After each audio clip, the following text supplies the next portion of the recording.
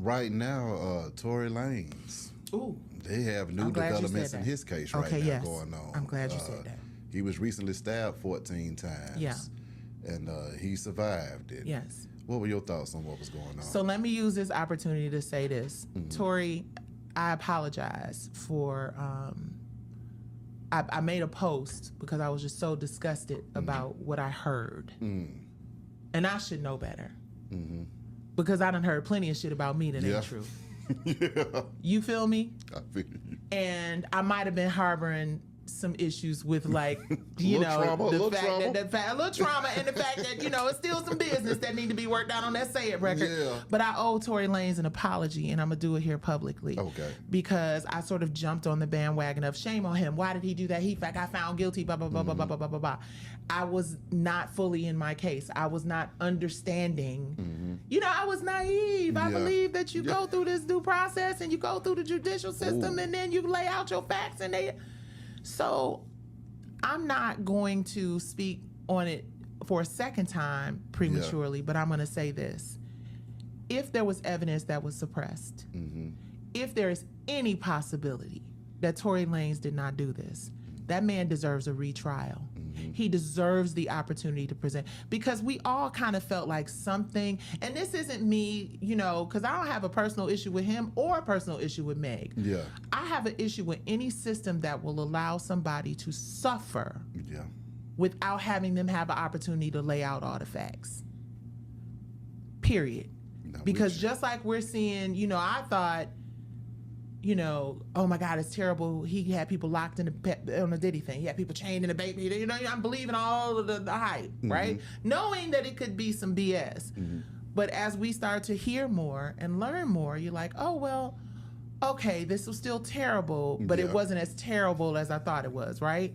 In the Tory Lanez case, I did feel like things went really quickly, and I did hear some whispers about some stuff. So I pray, first of all, I pray that he is healthy. I pray that he heals 100%. And I want to publicly apologize for having an opinion on something based on limited information. And I don't know all the details, so I'm not going to make it a habit of commenting on things when I haven't pulled the PACER, PACER, if you know what that is, you know. And I haven't followed this case verbatim, right? I am apologizing to Tory Lanez because I kind of jumped the gun and had a few things to say because I was really infuriated at the thought of a black man hurting a black woman. And, you know, at the end of the day, I don't know what happened. I wasn't there. I don't have any ill regard for Tory. I don't have any ill regard for Meg. I didn't pull the paperwork. I didn't do my due diligence. I didn't get all the information. And we're going to go unpack this a little bit more. But as I stated, shout out to Celicia Johnson, who made a comment saying that I should retract, you know, my apology. And I understand why some people might feel that way. So I don't want to offend anybody, right? Contrary to popular belief, I'm not in the business of offending people. But when you have been a part of a system, and this isn't about, you know, trying to redirect the conversation to my plight, but you have to base your opinion on your own personal experiences and your firsthand knowledge of things, right? So first of all, first thing is I was not there. I don't know what happened.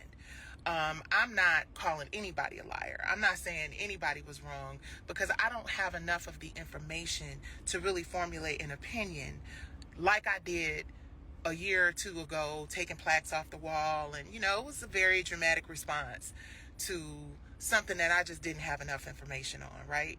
I'm not saying he did. I'm not saying he didn't. Leaving it at that.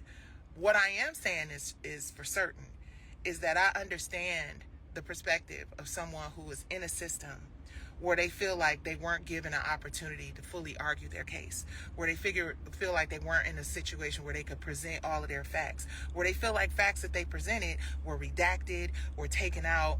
You know, I've been in the system and felt like my due process rights were violated. I've been in the system and I felt like I didn't have a chance to fully argue my case. And I've seen cases where people have been in jail for 20 or 30 years and they get out and it's discovered that they were innocent the whole time, right? So being armed with all of that information, knowing that there are people who get convicted of things and all the evidence points to, let's open the door for my husband. And all the evidence points to their guilt.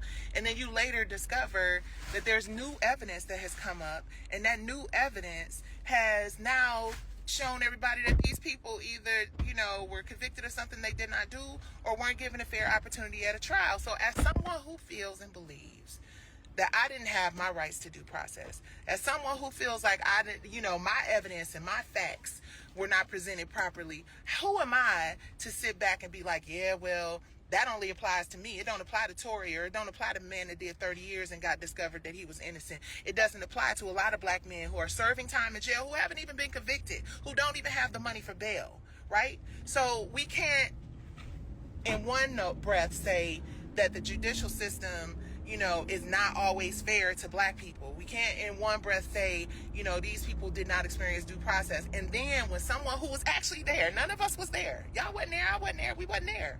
When someone who was actually there steps up and says, I was there, I saw it, I didn't say anything, I feel bad about it, I can't let this happen, this is what happened, right? I understand that there's still much more to the story and more things that need to be discovered.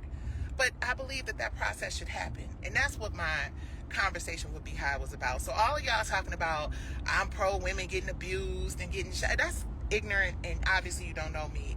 And honestly, I don't really care to explain myself, because I've spent my life advocating for women and women's rights. And it's part of the reason why I was loud and wrong by having an opinion about something that I didn't have enough information about. And as a community, we do that shit too much.